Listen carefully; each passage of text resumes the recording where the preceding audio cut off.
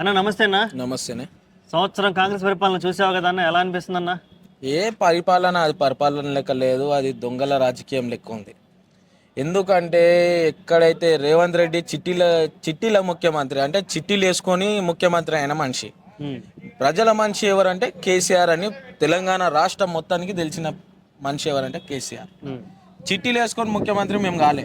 అన్న అబద్ధాలు చెప్పొద్దు, అభిమానంగా చెప్పొద్దు, అభిమానంగా కామన్ మ్యాన్ గా చెప్పు. కామన్ మ్యాన్ గా చెప్తున్నా, ఆ. రేవంత్ రెడ్డి అంత లుచ్చా రాజకీయం మేము ఎప్పుడు చేయలే 10 ఏళ్ల పాలనలో. సీఎం అన్న ఆయన ఏందన్న ఎట్లా మాట్లాడుతున్నావు? సీఎం అయినా గానీ, ఆడ ఎంత రాష్ట్రపతి అయినా గానీ ఉమ్, మా మాట ఇదే ఉంటది. ఉమ్, మేము అట్లా రాజకీయం అయితే 10 ఏళ్లలో మేము చేయలే. ఉమ్. అది ఓకే, ఇప్పటి వరకు ఇచ్చిన హామీలు ఏమన్నా? ఎలా 6 హామీలలో ఒక హామీ చేస్తే ఏంది? ఉమ్, 6 హామీలు చేయడానికి చేతన్ కాదు. ఒక హామీ చేసిండు ఫ్రీ బస్ అని. ఆడోళ్ళు ఎంటికలు పట్టుకొని కొట్టుకునే రోజులు వచ్చినాయి తెలంగాణ రాష్ట్రంలో. ఓకే. అది మరి రైతుల పరిస్థితి ఎలా ఉంది అసలు? రైతులని ఎంత దారుణం అంటే, మనకు తిండి పెట్టేది రైతులు, అయినా కూడా తినేది రైతుల భిక్షనే, ప్రజల భిక్ష కాదు. ప్రజలను మోసం చేసుడు, హైడ్రా అనే పేరు తీసి మోసం చేసుడు ఎందుకు? రేవంత్ రెడ్డి ఖబర్దార్, గుర్తుపెట్టుకో. రాబోయే సర్పంచ్ ఎలక్షన్లో నీకు కరెక్ట్ డిసిజన్ మీకు తెలుస్తుంది రేవంత్ రెడ్డి గారు అని అంటున్నా.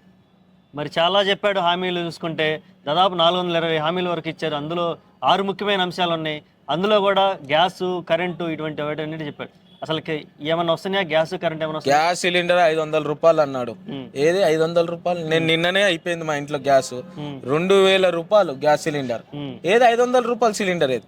ఆడ ఫామ్లు పెట్టాలంటే కాళ్ళు నొప్పులు వచ్చి ఫామ్లు ఎవరు కూడా పెడతలే. పోతే మా 2000 రూపాయలు మాకు సిలిండర్ కావాలని తెలంగాణ ప్రజలు అనుకుంటున్నారు. రేషన్ కార్డుల పరిస్థితి ఎలా ఉంది? రేషన్ కార్డు అసలు ఆయన ముఖ్యమంత్రి ముఖ్యమంత్రి ఏంది? 29 సార్లు ఢిల్లీకి పోవడం అవసరమా? ఏమైనా ఉంటే ఫోన్లో మాట్లాడుకోవాలి. ఏమైనా అంటే ఫోన్లో మాట్లాడుకోవాలన్నా మేము కాల్ డీటెయిల్స్ ఇస్తాం, రికార్డింగ్ తీస్తాం. ఎందుకు అవన్నీ? భయమా? నువ్వు ముఖ్యమంత్రి, మొదటిసారి ముఖ్యమంత్రి అయినావు, ఎట్లా చేయాలి? పాలన ఎలా చేయాలి? మంచిగా ప్రజల మధ్యలో చేయాలి. ఏమైనా అంటే 29 సార్లు ఢిల్లీకి పోవడు, వచ్చుడు, ఢిల్లీకి పోవడు, ఇదేనా రాజకీయం నీది రేవంత్ రెడ్డి అని నేను అడుగుతున్నా. తెలంగాణ సొమ్ము మొత్తం ఢిల్లీ తరలిపోతుంది అంటే ఏమంటావు దానికి? నువ్వేమన్నా? ఢిల్లీకి మూటలు పోతేనే ముఖ్యమంత్రి, ఢిల్లీకి మూటలు పోకపోతే ముఖ్యమంత్రి క్యాన్సల్ అవుతాడని కూడా ఆయనకు తెలుసు. ఓకే. ఇప్పుడు చూడబోతే రాష్ట్రంలో కేటీఆర్ గారిని అరెస్ట్ చేస్తామంటున్నారు. మొన్నటి వరకు రైతులు అరెస్ట్ జరిగింది, తర్వాత అల్లు అర్జున్ అరెస్ట్ జరిగింది, ఇప్పుడు నెక్స్ట్ చూడబోతే కేటీఆర్ గారు అరెస్ట్ అంటున్నారు. దీని మీద ఏపీ అసలు ఈ అరెస్టుల గురించి ఏం చెప్పాలనుకుంటున్నాను? కేటీఆర్ని అరెస్ట్ చేయాలంటే A1 ముద్దాయి నారా చంద్రబాబు నాయుడు అయిన ఏపీ ముఖ్యమంత్రి గారు, తెలంగాణ ముఖ్యమంత్రి రేవంత్ రెడ్డి గారిని కూడా అరెస్ట్ చేయాలి. ఓటుకు నోటు ముద్దాయిలు మీరే కదా.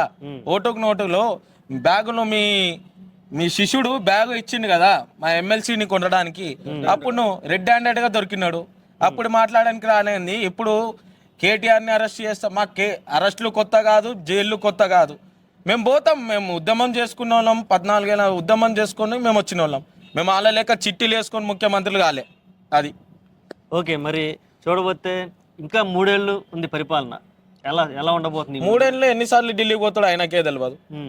ఇంటికాడ ఈరోజు నూతన సంవత్సరం గురించి అయినా ఏదైనా ఒక మాట తీసేటప్పుడు కేసీఆర్ కుటుంబం గురించి, కేటీఆర్ గురించి, హరీష్ రావు గారి గురించి, కవితక్క గురించి, కేసీఆర్ గురించి ఇట్లా మాట్లాడటం ఎందుకు? నీ పాలన నువ్వు చెయ్యి.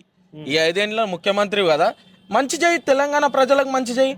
రాబోయే ఎలక్షన్లో నీకు చూపెడతారు. నువ్వేం మంచిగా చేస్తే తెలుస్తుంది. అది ఓకే. ఇంకా స్టూడెంట్స్ పరిస్థితి ఎలా ఉందన్న? వాళ్ళకి స్టూడెంట్స్ లో నిరుద్యోగుల పరిస్థితి ఎలా ఉంది? నిరుద్యోగులు అంతా రోడ్ల మీదకి వచ్చారు. అశోక్ నగర్ లో కూడా చాలా దారుణము. ఎక్కడ పిల్లలు ఏడ గుంపు కనపడినా 144 సెక్షన్. ఆయననే హోంశాఖ మంత్రి ఉన్నాడు, ఎడ్యుకేషన్ మినిస్టర్ ఆయననే ఉన్నాడు. ఇక్కడ ఉన్న కోమటి రెడ్డి ఏమైనా సంకలు గుద్దుకొని సంకలు ఇట్లా అనుకోవడం కాదు. కూర్చొని మాట్లాడండి. ఏంది తెలంగాణలో ఏం జరుగుతుంది, రైతులకు ఏం జరుగుతుందని సూటిగా రేవంత్ రెడ్డి గారిని అడగాను. ఎందుకు అడుగుతలేరు? భయమా? ఎందుకు నన్ను ముఖ్యమంత్రులు తీసేస్తారని భయమా? అంతే. కొండా సురేఖ ఏమో బర్త్డే సెలబ్రేషన్స్ లా మేము పోలీసు వాళ్ళకి ఫుల్ తాగిపిస్తా, నేను అది చేస్తా అంటే అదేనా మాట్లాడే కొండా సురేఖ ఒక మంత్రి ఉండి? అది ఓకే. ఇంకా గత గురుకుల ఓకే అన్న. ఇంకా చూడబోతే హాస్టల్స్లో ఏదైతే గురుకుల హాస్టల్స్లో ఉన్నాయో వాళ్ళు కూడా అక్కడ తిండి బాగలేక చాలా మంది అస్వస్థకు గురవటం, కొంతమంది చనిపోవడం కూడా జరుగుతుంది.